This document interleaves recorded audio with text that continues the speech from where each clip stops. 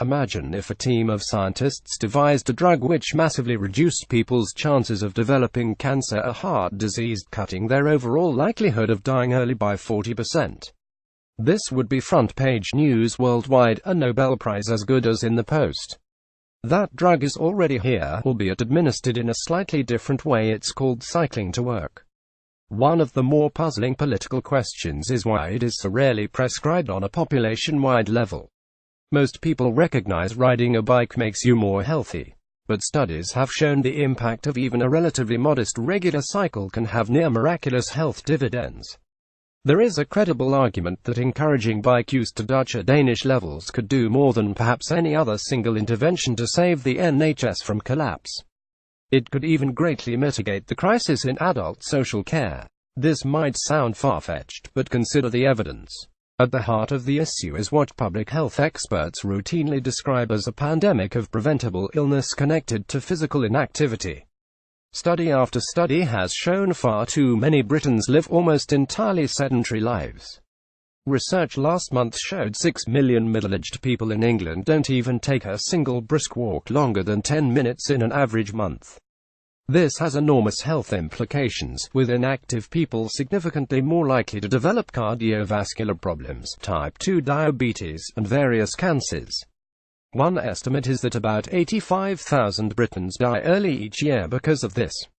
A study in The Lancet put the global toll for inactive lifestyles at around 5.3 million people a year, about the same as from tobacco. Health services are further squeezed by a parallel impact on the quality of life experienced by people as they age. This also has a huge effect on social care costs, as people are less able to look after themselves.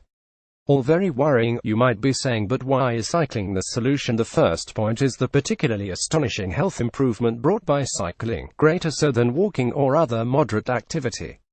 This is because people are more likely to push their cardiovascular systems that bit harder on a bike, especially tackling hills or setting off from traffic lights. Public health experts are not prone to hyperbole, but it's not uncommon for them to refer to cycling as a miracle pill.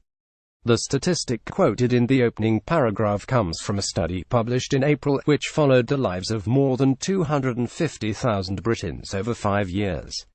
It found the chances of avoiding cancer or heart disease were notably greater for those who cycled to and from work as against for those who walked. Also, experts are particularly keen on bike commuting because it falls into the category known as incidental activity, exercise built around people's everyday lives. I cycle to work most days in part because I enjoy it, but also because an easy 20-minute trip by bike tends to take 30 or 40 minutes on public transport in London. Several studies have shown that this is the best way for activity to be maintained in a world when the majority of jobs are desk-bound. In the UK, of course, there is a depressing qualification to all this. For all the talk of a bike boom, cycle commuting rates have remained fairly static at about 3%, while only about 1% or 2% of all trips involve a bike. Transforming this would involve many years of political will to construct safe bike routes across the UK, and to disincentivize driving for short trips. All this might seem politically impossible, but some other countries are moving in the right direction. When you examine the consequences of not doing so, it's clearly time for a rethink.